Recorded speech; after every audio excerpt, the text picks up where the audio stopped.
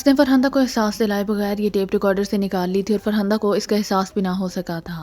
Black zero کا شعور جاگا تو وہ بے اختیار اچھل کر بیٹھ گیا۔ وہ اس وقت خصوصی لیبارٹری کے فرش پر موجود تھا۔ اسے یاد آ گیا تھا کہ وہ کرسی پر بیٹھ رہا تھا کہ یک لحظت اس کا ذہن تاریک پڑ گیا تھا اور وہ کرسی سے نیچے جا گرا تھا۔ اس نے ادھر ادھر دیکھا تو وہ کمرے میں اکیلا موجود تھا۔ کمرے کا دروازہ بھی اسی طرح غائب تھا۔ اس کی جگہ دیوار موجود تھی۔ اس کے ساتھ اس کی نظریں دیوار پر موجود کلاک پر پڑیں تو وہ بے اختیار اچھل پڑا۔ اسے یاد تھا کہ وہ جب کمرے میں داخل ہوا تھا تو اس کی نظریں سامنے دیوار پر موجود کلاک پر پڑی تھیں اور اب اس لحاظ سے 1 گھنٹہ گزر چکا تھا۔ میں 1 گھنٹہ بے ہوش رہا ہوں، ویری بیڈ، نہ جانے حملہ آوروں نے کیا کیا ہوگا، بلیک زیرو نے انتہائی پریشان سے لہجے میں کہا اور دوڑتا ہوا اس طرف بڑھا جہاں دیوار میں دروازہ موجود تھا۔ اس نے اپنا ہاتھ دیوار پر ایک جگہ رکھ کر اسے دبایا تو سرر کی آواز کے ساتھ ہی دیوار سائڈ پر ہٹ گئی اور دروازہ نمودار ہو گیا۔ تو بلیک زیرو تیزی سے دروازے کو پار کر کے آپریشن روم میں آ گیا۔ اس کے ساتھ ہی ایک بھی دیوار سرر کی آواز کے ساتھ ہی خود بخود برابر ہو گئی۔ بلیک زیرو نے آپریشن روم کو ایک نظر دیکھا تو سب کچھ ویسے ہی تھا، لیکن اچانک اس کی نظر اس دروازے پر پڑی جو ریکارڈ روم کی طرف جاتا تھا۔ اس کے اوپر ایک بلب جل رہا تھا اور بلیک زیرو بلب کو جلتے دیکھ کر بے اختیار اچھل پڑا۔ اس کا مطلب تھا کہ کوئی ریکارڈ روم میں داخل ہوا ہے جس کی وجہ سے یہ بلب جل اٹھا تھا، لیکن واپس جاتے ہوئے اس نے بلب آف نہیں کیا۔ یہ اندر داخل ہونے والا ابھی تک اندر موجود ہے۔ وہ تیزی سے اس دروازے کی طرف بڑھا، دروازہ بند تھا۔ اس نے دھکیل کر دروازے کو کھولا اور دروازے سے ہوتا ہوا ہال میں داخل ہو گیا جہاں دیواروں کے ساتھ بڑی الماریاں موجود تھی جن پر نمبر اور حرف لکھے ہوئے تھے۔ وہ ایک الماری کے پارٹ کھلے دیکھ کر چونک پڑا۔ دوسرے لمحے وہ تیزی سے اس الماری کی طرف بڑھ گیا۔ الماری میں فائلیں موجود تھی، لیکن تمام فائلیں اس انداز میں پڑی تھی جیسے انہیں اٹھا کر چیک کر کے لاپرواہی سے واپس رکھ دیا گیا ہو۔ اس نے الماری کے سب سے اوپر والے خانے کی چھت پر ہاتھ پھیرا تو ٹو ٹو کے ساتھ ہی سامنے الماری کی دیوار پر ایک نمبر تیزی سے جلنے بجھنے لگا۔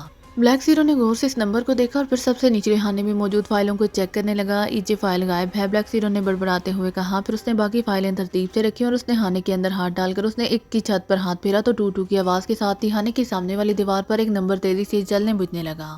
بلیک زیرو غور سے اس نمبر کو کچھ دیر تک دیکھتا رہا، پھر اس نے ایک طویل سانس لیتے ہوئے دوبارہ چھت پر ہاتھ پھیرا تو ٹو ٹو کی آواز کے ساتھ ہی نظر آنے والے نمبر آف ہو گئے۔ پھر اس نے الماری کے اوپر والے خانے کی چھت پر ہاتھ پھیرا تو اس دیوار کی چھت پر نظر آنے والا نمبر بھی آف ہو گیا۔ پھر اس نے الماری کے پٹ بند کی اور تیز تیز قدم اٹھاتا ہوا واپس آپریشن روم میں آ گیا۔ اس نے سائڈ پر موجود ایک بٹن پریس کر کے ریکارڈ روم کے دروازے پر جلنے والا بلب بھی آف کر دیا۔ دانش منزل کا مکمل راؤنڈ لگانے کے بعد وہ واپس آپریشن روم میں آیا اور پھر ایک سائڈ پر موجود دروازے کی طرف بڑھتا چلا گیا۔ اس نے خصوصی انداز میں سائڈ دیوار کا ایک ابھرا ہوا پتھر دبایا اور دروازہ کھول کر اندر داخل ہو گیا۔ یہ ایک خاصا بڑا کمرہ تھا جس میں 2 بڑی بڑی مشینیں موجود تھی۔ بلیک زیرو نے ایک مشین کے قریب جا کر اس کے بٹن پریس کیے تو مشین پر موجود سکرین روشن ہو گئی اور پھر ایک دھماکے کے ساتھ ہی اس پر دانش منزل کے پھاٹک کا منظر نظر آیا جس کی چھوٹے پھاٹک کی درز میں سے سرخ رنگ کا دھواں نکلتا نظر آ رہا تھا۔ پھر پھاٹک کھل گیا اور ایک کے بعد دیگرے 2 غیر ملکی اندر داخل ہوئے اور پیچھے آنے والے نے چھوٹا پھاٹک بند کر دیا۔ آگے والے غیر ملکی کے ہاتھ میں ایک ریموٹ کنٹرول نما آلہ تھا جو اس نے سامنے کے رخ پر کیا ہوا تھا۔ وہ دونوں بڑے چوکنے اور محتاط انداز میں آگے بڑھے چلے جا رہے تھے۔ صحن کراس کر کے وہ برآمدے میں پہنچے اور پھر سیدھے آپریشن روم میں داخل ہو گئے۔ اس کے ساتھ ہی اسکرین پر جھماکا ہوا اور اس پر آپریشن روم کا اندرونی منظر نظر آنے لگا۔ غیر ملکی آدمی اسی طرح آلہ اٹھائے آگے بڑھا چلا جا رہا تھا جبکہ دوسرا آدمی اس کے پیچھے تھا۔ ان کو دیکھ کر یوں محسوس ہو رہا تھا جیسے وہ اس آلے پر نظر آنے والے کسی اشارے کی پیروی کر رہے ہوں۔ پھر وہ ریکارڈ روم میں داخل ہوئے اور سیدھے الماری کی طرف بڑھ گئے جسے بھی بلیک زیرو بند کر کے آیا تھا۔ ایک غیر ملکی نے الماری کھولی، پھر سب سے نچلے خانے میں فائلیں اٹھا کر انہیں چیک کرنے لگا۔ پھر اس کا چہرہ ایک فائل دیکھتے ہی بے اختیار کھل اٹھا۔ اس نے فائل کھول کر اسے سرسری انداز میں دیکھا، پھر فائل بند کر کے اس نے اسے کوٹ کے اندرونی جیب میں رکھا اور واپس مڑ گیا۔ پھر وہ جس طرح آئے تھے اسی طرح واپس پھاٹک سے باہر چلے گئے۔ اس کے ساتھ ہی اسکرین آف ہو گئی تو بلیک زیرو نے ایک طویل سانس لیتے ہوئے مشین آف کر دی۔ اب یہ کنفرم ہو چکا تھا کہ یہ غیر ملکی دانش منزل میں داخل ہو کر وہاں سے ای جے فائل فارمولے کی لے گئے تھے اور اس دوران بلیک زیرو اسپیشل مشین روم میں بے ہوش پڑا رہا۔ بلیک زیرو اٹھا اور اس نے دوسری مشین پر موجود کور ہٹایا اور اس کے سامنے رکھی ہوئی کرسی پر بیٹھ کر اس نے مشین کو آپریٹ کرنا شروع کر دیا۔ دانش منزل کے ریکارڈ روم میں جو فائل بھی رکھی جاتی تھی اس کے کور کے اندرونی طرف ایک خصوصی مائکرو چپ لگا دی جاتی تھی۔ یہ چھوٹی سی چپ عام حالات میں نظر بھی نہ آتی تھی، لیکن اس چپ کی وجہ سے اس فائل کو پورے ملک میں اس مشین کے ذریعے ٹریس کیا جا سکتا تھا اور ہر چپ کے خصوصی نمبرز تھے جو بلیک زیرو نے الماری کی دیوار پر چیک کیے تھے۔ اس مشین میں وہ نمبرز فیڈ تھے۔ اس نے مشین کا بٹن آن کر دیا۔ اب اس کی نظریں اسکرین پر جمی ہوئی تھی۔ چند لمحوں بعد اسکرین ایک چماکے سے روشن ہو گئی۔ اس پر دارالحکومت کا نقشہ موجود تھا اور ایک جگہ سرخ رنگ کا نقطہ تیزی سے جل بجھ رہا تھا۔ اس کا مطلب تھا کہ اس نمبر کی چپ والی فائل اس جگہ پر موجود تھی۔ بلیک زیرو نے جھک کر غور سے اس جگہ کو دیکھا جہاں نقطہ جل بجھ رہا تھا۔ کارسانہ کلب، بلیک زیرو نے بڑبڑاتے ہوئے کہا اور پھر اس نے مشین آف کر دی اور اٹھ کھڑا ہوا۔ ایک لمحے کے لیے اسے خیال آیا کہ وہ ٹائیگر کو ٹرانسمیٹر پر کال کر کے فائل کے حصول کے لیے کہہ دے یا پھر جوزف کو بھجوا دے، لیکن پھر اس نے دونوں خیال مسترد کر دیے۔ اسے معلوم تھا کہ عمران تک یہ رپورٹ بہرحال پہنچ جائے گی اور اس کے بعد شاید اسے گولی ہی مار دی جائے، اس لیے اس نے خود جانے کا فیصلہ کیا۔ پھر میک اپ کر کے اور لباس تبدیل کر کے اس نے ایک الماری سے مشین پسٹل نکال کر جیب میں ڈالا اور فون کو ٹیپ پر لگا کر اور دانش منزل کا خودکار حفاظتی نظام آن کر کے وہ عقبی دروازے سے باہر آ گیا۔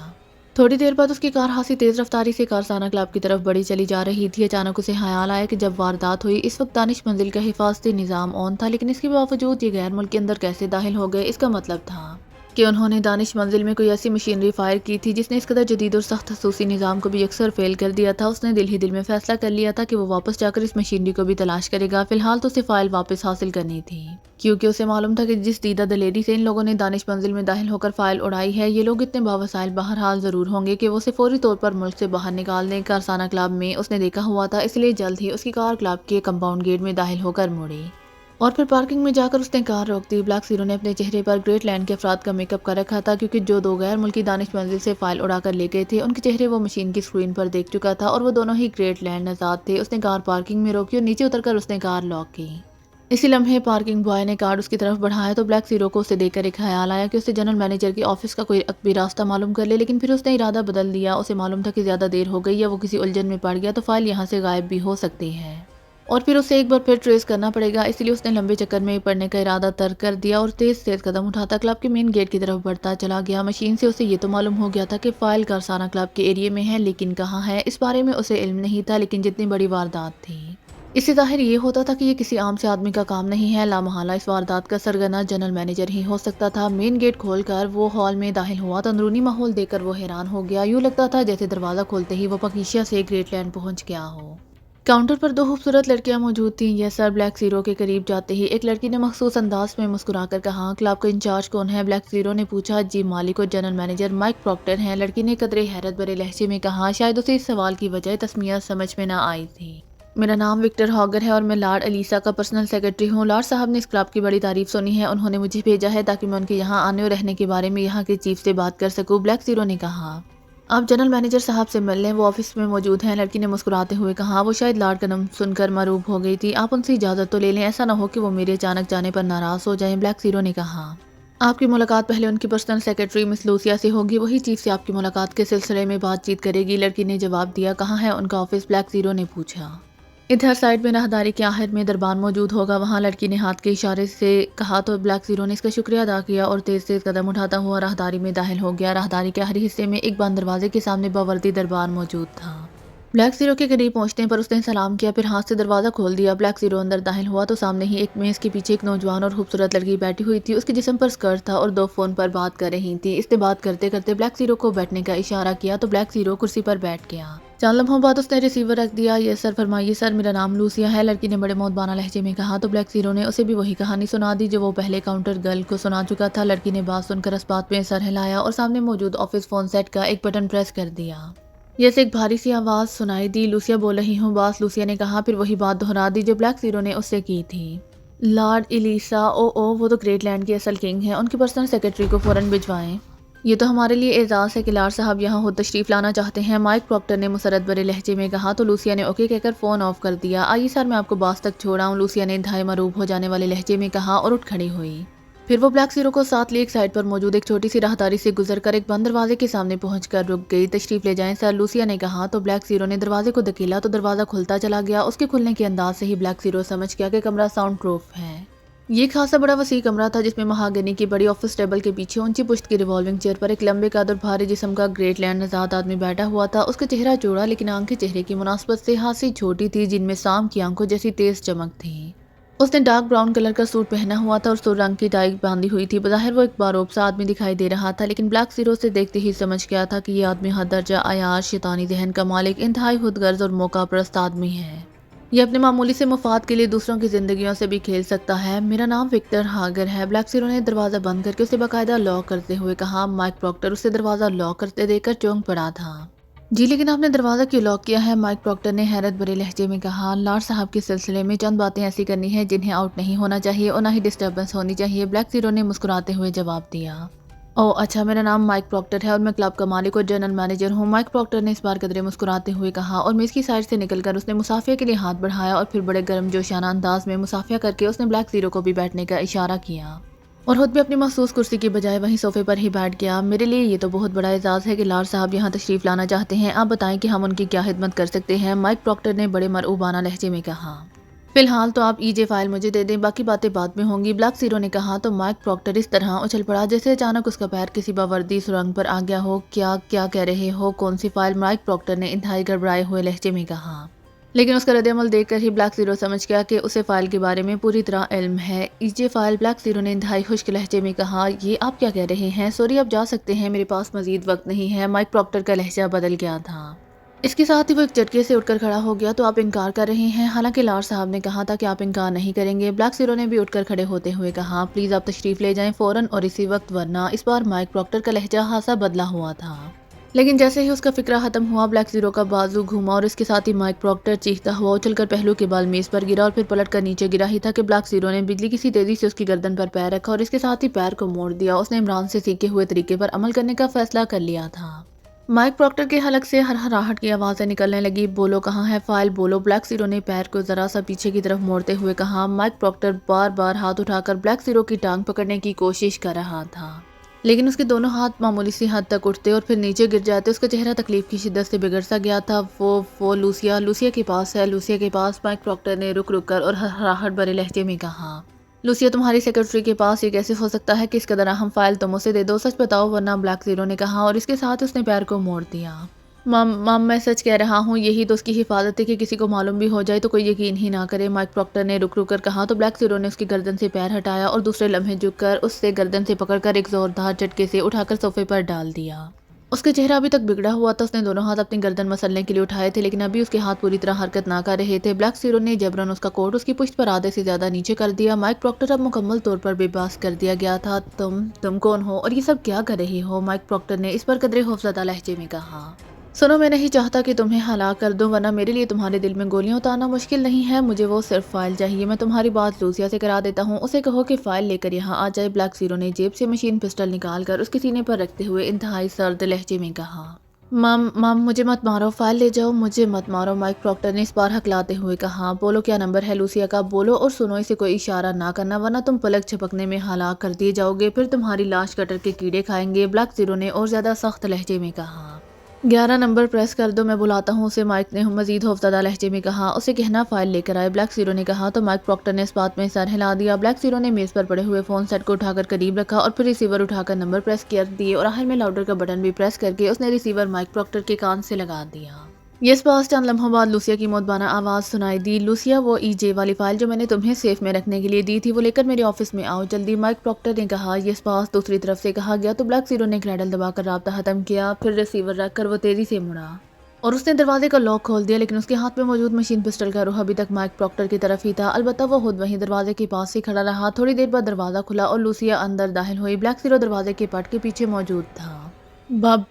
باس، یہ کیا؟ لوسیا نے اندر داخل ہو کر حیرت سے اچھلتے ہوئے کہا۔ ظاہر ہے اس نے مائک پروکٹر کو جس پوزیشن میں دیکھا تھا وہ اسے حیرت زدہ کرنے کے لیے کافی تھا۔ عقب میں بلیک زیرو نے دروازہ بند کر دیا تھا۔ دروازہ بند ہونے کی آواز سن کر وہ تیزی سے بلیک زیرو کی طرف مڑی ہی تھی کہ بلیک زیرو کا بازو بجلی کسی تیزی سے گھوما اور اس کے ساتھ ہی لوسیا چیختی ہوئی اچھل کر سامنے موجود صوفے سے ٹکرا کر پلٹ کر نیچے قالین پر گر گئی۔ اس کے ہاتھ میں فائل تھی جو گرنے کی وجہ سے اس کے ہاتھ سے نکل کر ایک طرف جا گری تھی۔ بلیک زیرو اس فائل پر جھپٹا، اس نے جھک کر فائل اٹھانی ہی چاہی تھی کہ یکلہت اس کی کن پٹی پر جیسے قیامت ٹوٹ پڑی۔ وہ الٹ کر پہلو کے بال گرا ہی تھا کہ اس کے سینے پر ایک اور ضرب لگی، لیکن اب وہ یہ دیکھ چکا تھا کہ ضربے مائک پروکٹر لگا رہا تھا۔ اس کے دونوں ہاتھ ابھی تک جکڑے ہوئے تھے لیکن دونوں ٹانگیں آزاد تھیں۔ وہ اچھل کر اسے ضربے لگانے میں مصروف تھا، لیکن اب بلیک زیرو سنبھل گیا تھا، چنانچہ اس نے ایک چھلانگ لگائی اور دوسرے لمحے جس طرح بند سپرنگ کھلتا ہے اس طرح وہ یکلہت اچھلا اور اس کے ساتھ اس کے ہاتھ سے نکل کر قالین پر گر جانے والا مشین پسٹل اٹھا کر سیدھی ہوتی لوسیا چیختی ہوئی اچھل کر ایک طرف جا گری۔ بلیک زیرو اچھل کر اس سے ٹکرایا تھا اور مشین پسٹل اس کے ہاتھ سے نکل کر ایک بار پھر قالین پر گر گیا تھا۔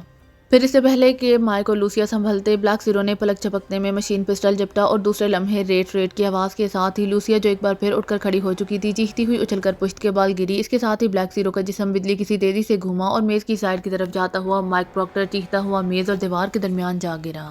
پھر اس نے سیدھا ہو کر اٹھنے کی کوشش کی، لیکن اس سے پہلے کہ وہ اٹھتا بلیک زیرو نے ہاتھ میں پکڑے ہوئے مشین پسٹل کا ٹریگر دبا دیا اور ریٹ کی آوازوں کے ساتھ ہی گولیاں مائک پروکٹر کے سینے میں گھستی چلی گئیں اور وہ چند لمحے تڑپنے کے بعد ساکت ہو گیا۔ اس کی آنکھیں بے نور ہو چکی تھیں۔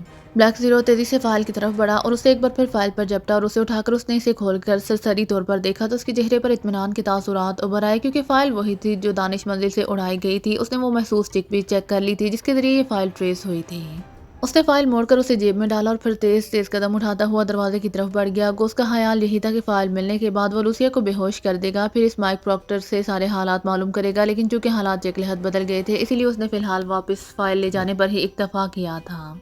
और फिर थोड़ी देर बाद उसकी कार तेजी से दानिश मंजिल की तरफ बढ़ी चली जा रही थी। दानिश मंजिल की अगली तरफ जाकर उसने मखसूस जगह पर कार रोकी और नीचे उतरकर मखसूस गेट खोलकर वो जैसे ही अंदर दाखिल हुआ तो वो बेइख्तियार उछल पड़ा, क्योंकि उसे मालूम हो गया था कि अकबी दरवाज़ा पहले ही खोला गया था। उसने जेब से मशीन पिस्टल निकाला और बड़े मुहतात और चौकन्ना अंदाज में आगे बढ़ने लगा। लेकिन जब वो ऑपरेशन रूम में पहुंचा तो बेइख्तियार उछल पड़ा, क्योंकि वहाँ इमरान अपनी मखसूस कुर्सी पर बैठा हुआ था। आओ आओ, मैं तुम्हारा ही इंतजार कर रहा था, इमरान ने ब्लैक जीरो को देखकर कदरे सर्द लहजे में कहा। तो ब्लैक जीरो ने बेइख्तियार होंठ भींच लिए।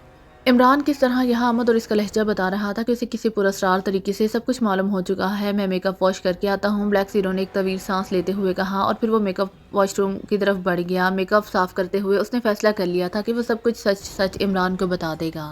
इसके बाद इमरान जो भी फैसला करेगा उसे मंजूर होगा, क्योंकि उसके ख्याल के मुताबिक ये सब कुछ जिस अंदाज में हुआ था इसमें बहरहाल उसका दानिस्ता कोई कसूर नहीं था। ये फैसला करते ही वो मुतमईन हो गया था।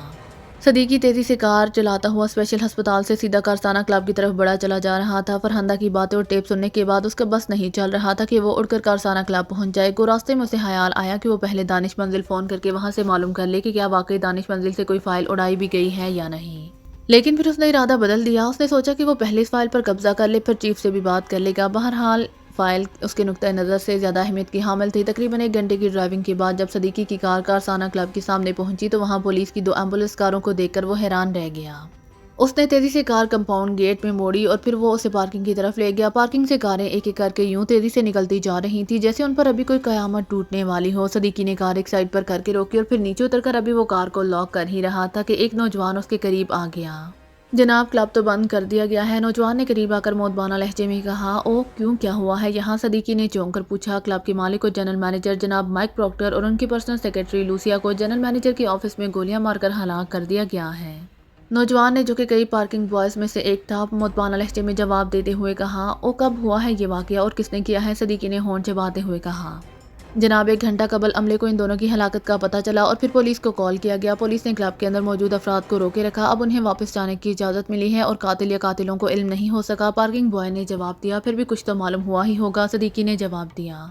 ये बताया जा रहा है जनाब कि आखिरी बार ग्रेटलैंड के किसी लॉर्ड का पर्सनल सेक्रेटरी जनरल मैनेजर से मुलाकात के लिए गया था, फिर उसको वापस जाते भी देखा गया था। इसके जाने की काफ़ी देर बाद हलाकतों का इल्म हुआ है और जो हुलिया इन साहब का बताया जा रहा है इससे यही मालूम होता है कि इन साहब का ताल्लुक भी ग्रेटलैंड से ही था, पार्किंग बॉय ने कहा। और इसके साथ ही वो एक और कार की तरफ बढ़ गया तो सदीकी ने बेइख्तियार एक तवील सांस लिया। अब वो फौरी तौर पर यहाँ कोई कार्रवाई ना करना चाहता था। फरहंदा ने तो ये बताया था कि फाइल लूसिया ने अपने ऑफिस के अगली तरफ सेफ में रखी थी और अब जबकि लूसिया को भी हलाक कर दिया गया है तो जाहिर है उसका ऑफिस भी सील कर दिया गया होगा। अब यही हो सकता है कि जब पुलिस का पहरा खत्म हो जाए तब इस ऑफिस में दाखिल होकर वहाँ से फाइल उड़ा ली जाए। लेकिन फिर इससे अचानक फरहंदा की बताई हुई एक दूसरी बात याद आ गई कि लूसिया ने चाबियों का जो रंग फाइल रखने के बाद जाकर जनरल मैनेजर को दिया था, उसके साथ मुंसलिक टोकन पर नंबर 3 ईस्ट डांस कॉलोनी का नाम दर्ज था। चुनांचे उसने फैसला किया कि वह पहले इस कॉलोनी में जाकर इस कोठी को चेक करेगा ताकि मालूम हो सके कि ये फाइल कौन उड़ाकर लेकर आए थे।